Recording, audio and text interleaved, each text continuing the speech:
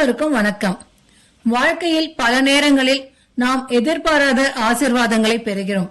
ஆனால் சில சமயங்களில் அந்த ஆசீர்வாதங்களையே நம்முடைய சந்தேகம் கெடுத்து விடுகிறது. அது மட்டுமல்ல, பிறருக்கு கிடைத்த நன்மையை பார்த்து பேராசைப்படும் பொழுது கையில் இருப்பதையும் இழந்து விடுகிறோம். நம்பிக்கையும் நன்றியுணர்வும் மனிதனை உயர்த்தும். சந்தேகமும் பேராசையும் அவனை கீழே தள்ளிவிடும். அதை மிக அழகாக எடுத்து கூறும் ஒரு சுவாரஸ்யமான கதைதான் இன்று நாம் பார்க்க இருக்கின்றோம். கதைக்குள் செல்வதற்கு முன்பாக எங்கள் சேனலை சப்ஸ்கிரைப் செய்து பெல் பட்டனை அழுத்துங்கள். எங்கள் கதைகள் உடனுக்குடன் உங்களை வந்து சேரும். வாருங்கள், கதைக்குள் செல்வோம். பல ஆண்டுகளுக்கு முன்பு ஒரு சிறிய கிராமத்தில் ஒரு விவசாயி வாழ்ந்து வந்தார். அவர் மிகவும் உழைப்பாளி. அதிக வசதிகள் எதுவும் இல்லாவிட்டாலும் தன்னிடம் இருந்த சிறிய நிலத்தை நம்பியே வாழ்க்கையை நடத்தி வந்தார். அந்த ஆண்டு அவர் தனது வயலில் சோளம் பயிரிட்டிருந்தார்.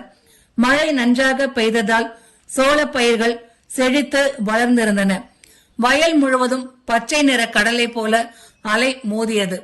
அந்த காட்சியை பார்த்த ஒவ்வொரு முறையும் விவசாயியின் மனம் மகிழ்ச்சி அடைந்தது.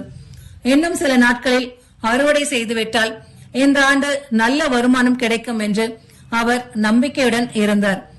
ஆனால் ஒரு கவலை மட்டும் அவரை வாட்டியது. இரவு நேரங்களில் மாடுகளும் காட்டு விலங்குகளும் வயலுக்குள் நுழைந்து பயிர்களை சேதப்படுத்திவிடும் அபாயம் இருந்தது. அதனால் ஒவ்வொரு இரவும் அவர் வயலிலேயே தங்கி காவல் காத்தார். ஒரு நாள் நள்ளிரவு வானம் முழுவதும் நட்சத்திரங்கள் மின்னிக் கொண்டிருந்தன. கிராமம் முழுவதும் ஆழ்ந்த உறக்கத்தில் மூழ்கியிருந்தது. திடீரென்று சோளத்தட்டைகள் அசையும் சத்தம் கேட்டது. முதலில் அவர் அதை பொருட்படுத்தவில்லை. ஆனால் சத்தம் தொடர்ந்து கேட்டது. உடனே எழுந்து நின்றார். அந்த சத்தம் வயலின் நடுப்பகுதியிலிருந்து வந்து கொண்டிருந்தது. மெதுவாக அந்த திசையை நோக்கி நடந்தார். சில நொடிகளில் அவர் கண்ட காட்சி அவரை கோபப்பட வைத்தது. ஒரு பெரிய மாடு சோளத்தை மேய்ந்து கொண்டிருந்தது. பல மாதங்களாக உழைத்து வளர்த்த பயிர்களை அது சாப்பிட்டுக் கொண்டிருந்தது. உடனே அதை விரட்ட வேண்டும் என்று நினைத்தார். ஆனால் அடுத்த நொடியே மனதில் ஒரு எண்ணம் தோன்றியது. என்று இதை பிடித்துவிட்டால் இனிமேல் என் வயலுக்குள் வராது என்று நினைத்தார். அவர் மெதுவாக மாட்டை நோக்கி முன்னேறினார். ஆனால் மாடு அவரை கவனித்து விட்டது. உடனே திரும்பி ஓட தொடங்கியது. விவசாயியும் வேகமாக அதன் பின்னால் ஓடினார். இருவருக்கும் இடையிலான தூரம் குறைந்து கொண்டே வந்தது. ஒரு கணத்தில் அவர் பாய்ந்து மாட்டின் வாலை இறுக பிடித்துக் கொண்டார். அந்த ஒரு செயல் அவரது வாழ்க்கையையே மாற்றப் போகிறது என்பதை அவர் அறிந்திருக்கவில்லை.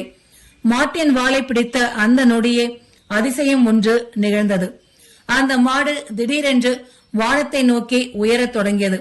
முதலில் விவசாயி பயந்து போனார். பின்னர் அது சாதாரண மாடு அல்ல என்பதை உணர்ந்தார். அது சிவபெருமானின் வாகனமான நந்தி. நந்தி மேகங்களை தாண்டி வானத்தில் பறந்தது. விவசாயி அதன் வாலை பிடித்தபடி தொங்கிக் கொண்டிருந்தார். கீழே பார்த்தபொழுது கிராமம் ஒரு சிறிய பொம்மை உலகம் போல தெரிந்தது.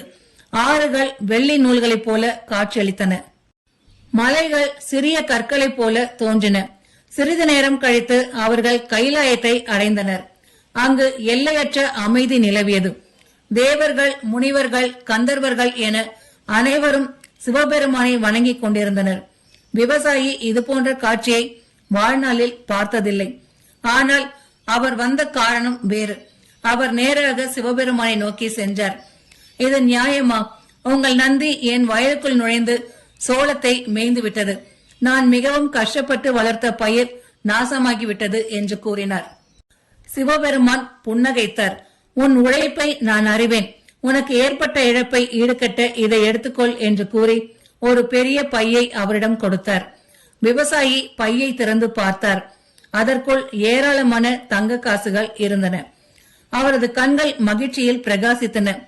சிவபெருமானுக்கு நன்றி கூறி வணங்கினார். பின்னர் நந்தியின் உதவியுடன் மீண்டும் பூமிக்கு திரும்பினார். வீட்டை அடைந்ததும் அந்த பையை பாதுகாப்பாக வைத்தார். முதலில் அவர் மிகவும் மகிழ்ச்சியாக இருந்தார். ஆனால் சிறிது நேரத்தில் மனதில் ஒரு சந்தேகம் தோன்றியது. இவை உண்மையிலேயே தங்க காசுகளா என்று. அந்த சந்தேகம் மெதுவாக வளர தொடங்கியது. இறுதியில் அவர் ஒரு காசை மட்டும் எடுத்துக்கொண்டு கிராமத்தில் இருந்த தனது நண்பனின் நகை கடைக்கு சென்றார். நண்பன் அனுபவமிக்க நகை வியாபாரி. அவர் காசை பார்த்தவுடனேயே அது மிக உயர்ந்த தரமான தங்கம் என்பதை அறிந்து கொண்டார். ஆனால் பேராசை அவரது மனதை ஆட்கொண்டது. இந்த காசுகள் இவனுக்கு கிடைத்திருந்தால் அதே வழியில் எனக்கும் கிடைக்கலாம் என்று நினைத்தான். உடனே உண்மையை மறைத்தான். இது தங்கம் அல்ல, வெறும் பித்தளைதான். உன்னை யாரோ ஏமாற்றியிருக்கிறார்கள் என்றான். விவசாயி அதிர்ச்சி அடைந்தார். அவரது மனதில் சந்தேகம் இன்னும் அதிகரித்தது.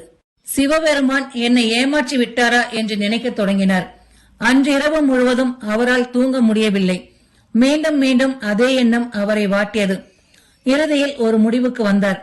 இன்றிரவு நந்தி மீண்டும் வந்தால் கைலாயத்திற்கு சென்று நேராக கேட்பேன் என்று நினைத்தார். அன்றிரவு மீண்டும் நந்தி வந்தது. விவசாயி உடனே அதன் வாலை பிடித்துக் கொண்டார். நந்தி மீண்டும் வானத்தை நோக்கி பறக்க தொடங்கியது. ஆனால் இந்த முறை அவருக்கு தெரியாமல் இன்னொருவரும் பயணத்தில் இணைந்திருந்தார். அவர் வேறு யாரும் அல்ல, பொய் சொன்ன நண்பன்தான். தங்க காசுகளின் ரகசியத்தை அறிந்து கொள்ள வேண்டும் என்ற பேராசையில் அவர் இருளில் மறைந்து காத்திருந்தார். விவசாயி நந்தியின் வாலை பிடித்தவுடன் நண்பன் விவசாயியின் கால்களை பிடித்துக் கொண்டான்.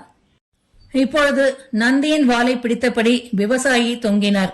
விவசாயியின் கால்களை பிடித்தபடி நண்பன் தொங்கினான். இருவரும் வானத்தை நோக்கி உயர்ந்தனர். சிறிது நேரம் கழித்து நண்பன் கேட்டான், உனக்கு எவ்வளவு தங்க காசுகள் கொடுத்தார்கள் என்று. விவசாயி மிகுந்த உற்சாகத்தில் இருந்தார். அவர் வாயால் பதில் சொல்லியிருக்கலாம். ஆனால் உற்சாகத்தில் மறந்துவிட்டார். 2 கைகளையும் அகலமாக விரித்து இவ்வளவு கொடுத்தார்கள் என்று காட்டினார். அவ்வளவுதான். நந்தியின் வாளை பிடித்திருந்த கைகள் நழுவி விட்டன. அடுத்த நொடியே இருவரும் கீழே விழத் தொடங்கினர். மேகங்களை தாண்டி, வானத்தை தாண்டி, வேகமாக, மிக வேகமாக. இறுதியில் அவர்கள் அதே சோழ கொல்லையில் வந்து விழுந்தனர். உயிர் தப்பியது. ஆனால் கைலாயத்தை அடையும் வாய்ப்பு கைகூடவில்லை. அப்பொழுது இருவருக்கும் தங்கள் தவறு புரிந்தது. விவசாயி கடவுளை சந்தேகப்பட்டார். நண்பன் பேராசைப்பட்டான். ஒருவனின் சந்தேகமும் மற்றொருவரின் பேராசையும் அவர்களை கீழே தள்ளிவிட்டது. நண்பர்களே, இந்த கதை வெறும் நகைச்சுவை கதை அல்ல. இது வாழ்க்கையின் ஆழமான உண்மையை சொல்கிறது. இறைவன் நமக்கு தரும் அருளை சந்தேகித்தால் மன அமைதியை இழக்க நேரிடும்.